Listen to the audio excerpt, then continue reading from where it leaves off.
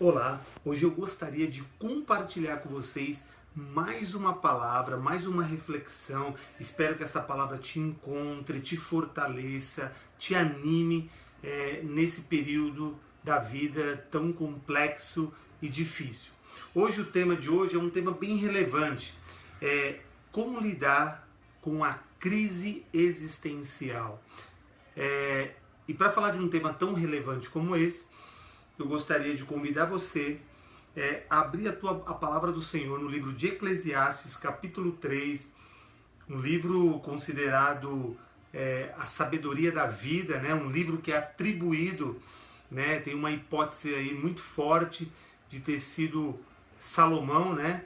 Que escreveu este livro, mas ficou no campo da hipótese, mas é um livro de muita sabedoria, e o que me chama a atenção que quando você lê Eclesiastes, você percebe alguém que conseguiu perceber o mundo que o cerca e conseguiu fazer uma análise da vida, das estações da vida.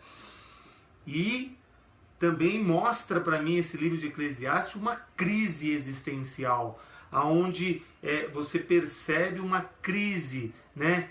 Uma crise onde a crise é onde você coloca as coisas que de fato alimentam e fazem, né, trazem, na verdade, prazer para a vida carnal, mas também mostra, né, uma possibilidade de a gente entender, principalmente em Eclesiastes capítulo 12, versículo 13, este autor, então, jogando para fora, de fato, o ponto central deste livro, quando ele coloca lá no 12:13, de tudo o que se tem ouvido, a conclusão é: teme a Deus e guarda os seus mandamentos, pois esse é todo o dever do homem. Então nós vamos caminhar por aí. Eu gostaria de, antes de ler aqui Eclesiastes capítulo 3, eu gostaria de provocar você a analisar, a refletir sobre o ponto que você se encontra. Porque o que eu observo dentro desse contexto, que às vezes, para você entender o que eu vou dizer, eu vou ilustrar de uma forma clara para que você entenda. Sabe um quadro? Um quadro. E você chega próximo desse quadro e observa um ponto desse quadro, um recorte pequeno desse quadro. Você fica tão hiper focado nesse pedaço que você não consegue observar toda a obra. Para que você consiga enxergar o todo, é necessário que você dê passos para trás e observe o todo. Essa ilustração talvez te encontre quando eu fizer esse link com a vida. Porque tem pessoas que estão agora, nesse exato momento, num ponto da vida, envolvido em problemas tão doloridos e tão difíceis, num trecho tão complicado, que você está tão hiperfocado nessa situação que você chegou à conclusão que não tem mais vida, que não tem mais nenhuma possibilidade, que sua vida acabou, porque esse problema ele já te exterminou. Então hoje eu quero trazer algo de Deus ao teu coração para que você reflita e que você consiga, em nome de Jesus, dar passos para trás e conseguir visualizar esse quadro na sua totalidade.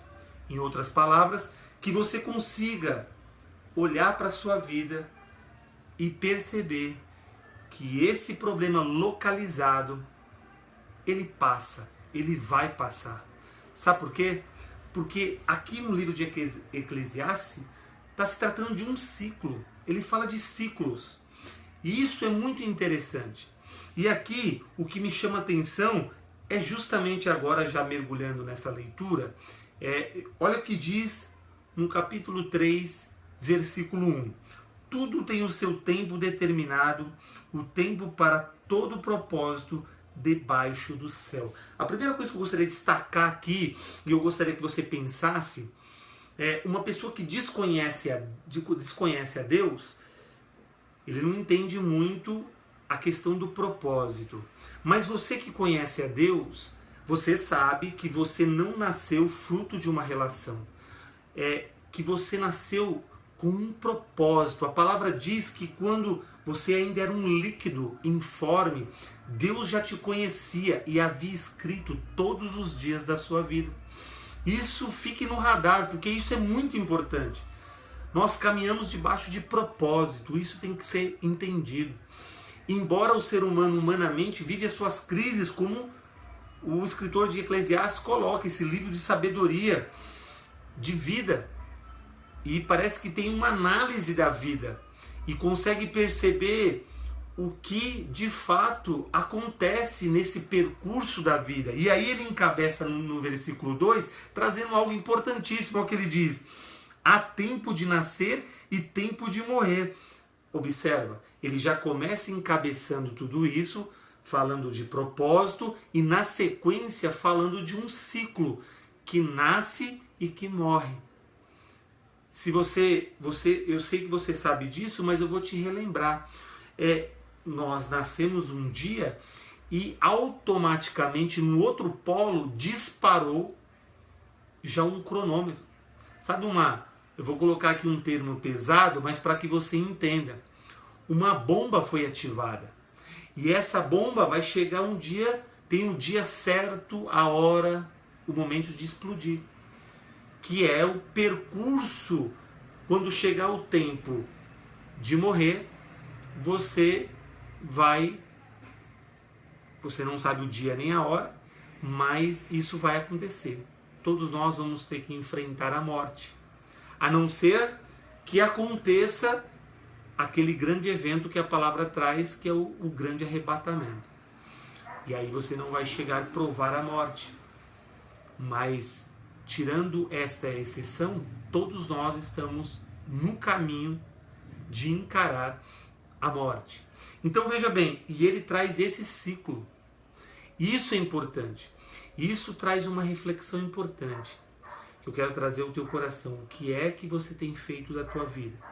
Você tem compreendido o mundo que te cerca? Então isso é importante. Agora, o que me chama a atenção é que ele vai entrar dentro de um contexto agora de coisas que de formas diferentes acontece com cada um, mas todos nós passamos. Todos nós vivenciamos isso em nossas vidas. E aí ele diz aqui, há tempo de nascer e tempo de morrer. Aí ele diz, tempo de plantar e tempo de colher. Esse tempo de plantar envolve escolha, envolve decisões, direções, caminhos, envolve o seu livre-arbítrio. Porque se você decidir viver debaixo de propósito, você tem um manual. Uma certa vez eu li um livro de o autor, Eduardo Gianetti, O Valor do Amanhã, e ele falava que a natureza deu a vida ao ser humano, mas não deu o manual. E muito menos uma data de quando vai tirar esse ser humano de circulação. E olhando para o mundo hoje e observando a forma como ele vai caminhando, logo nós percebemos que o mundo de fato está caminhando de forma errante. E nós não, nós temos a chance de andar debaixo de um caminho iluminado. A palavra do Senhor diz: luz para o teu caminho é a minha palavra. Lâmpada para os teus pés é a minha palavra, e luz para o seu caminho.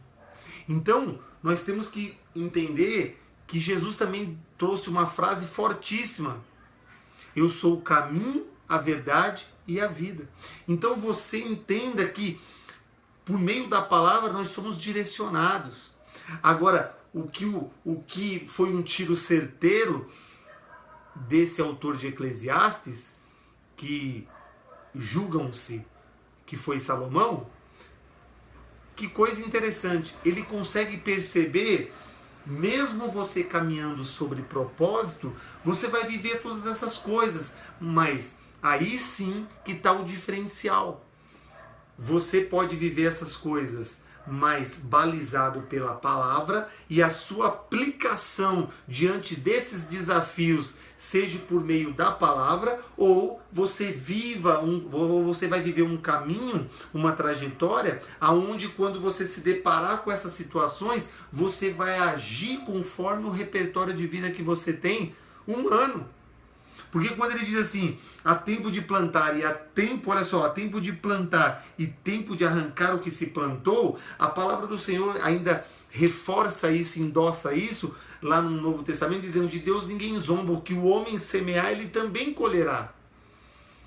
Então veja bem, o ato de plantar é uma decisão que envolve o livre-arbítrio, envolve caminho, envolve escolhas, envolve tudo isso, mas que vai nos levar para algum lugar.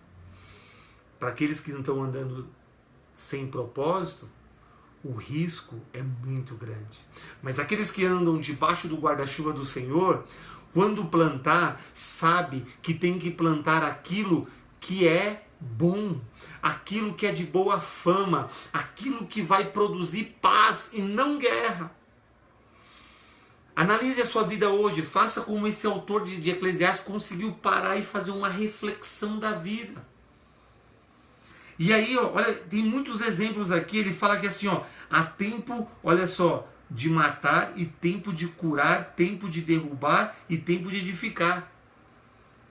Quando as pessoas estão andando debaixo de propósito, quando tem algo que se torna uma barreira, Deus às vezes precisa matar isso, acabar com isso, exterminar isso.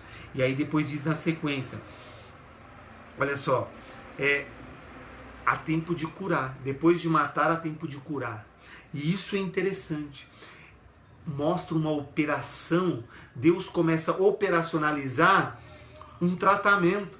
Ele mata, depois ele mata aquilo, extermina aquilo, depois ele cura as feridas, e depois diz assim, ó, e tempo de derrubar e tempo de edificar. Aí ele começa novamente a edificar. Talvez você esteja vivendo essas etapas. Essa sensibilidade desse autor, conseguir perceber isso na vida. A vida não é só flores. Talvez você esteja vivendo isso. Tempo de curar, tempo de derrubar, tempo de começar a edificar. Talvez caminhos que você estava insistindo, em situações que você estava perpetuando, em posições que você estava se enrijecendo.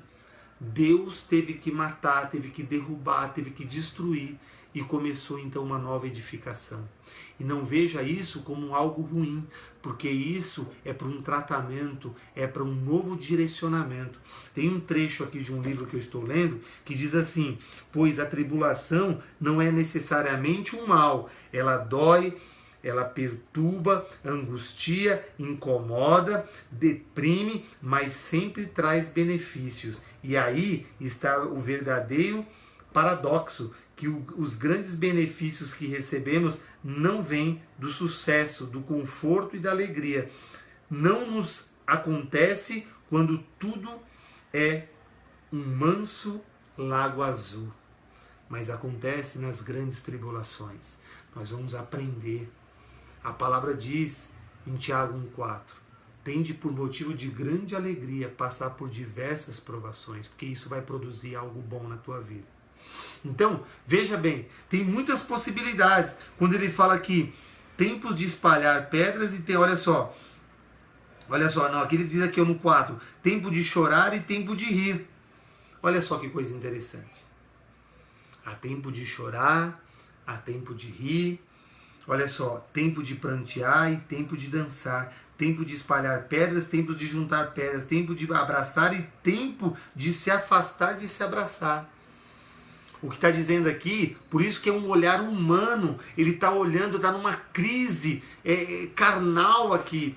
Porque a palavra nos ensina uma outra coisa, combater o mal com o bem. Mas aqui ele está dizendo o seguinte, tem momentos que a gente não vai suportar o que estamos vivendo. A gente vai ter que se afastar. E vai ter que agir de uma outra maneira. Por isso que eu entendo que esse livro de Eclesiastes, ele traz uma possibilidade muito rica, tempo de rir, tempo de chorar. E essas possibilidades se trata da vida. É a vida no real, é o que nós vivemos. Como diz aqui, ó, tempo de rasgar e tempo de coser, tempo de estar calado e tempo de falar, tempo de amar e tempo de odiar. Você vê como que é uma crise também carnal, porque a gente odeia ou não odeia? Tem momentos que você odeia, mas a palavra vai te dar um comando. E qual é o comando, presbítero? O comando lembra de Caim e Abel? O pecado já está à porta. Se procederes bem, será forte. Se procederes mal, isso pode descer para o coração. Nós temos um encaminhamento para dar diante dessas coisas. O que eu entendo de tudo isso é que eu quero trazer através desta palavra. Eu não sei o que você está passando, mas eu quero que você entenda que isso é só um momento. E você está totalmente tomado por um hiperfoco. Você focou, como aquele quadro inicial que eu trouxe de exemplo, em um ponto. E não ache que sua vida está acabando, que isso é o fim para você.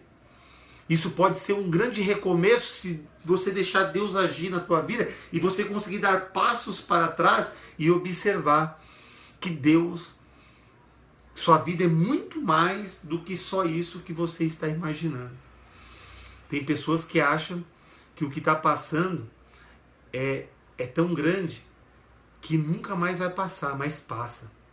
Outra coisa importante que você tem que saber é que aqui está dizendo que há tempo de chorar e há tempo de rir. Você vai sair desse tempo de choro e vai entrar num tempo de riso.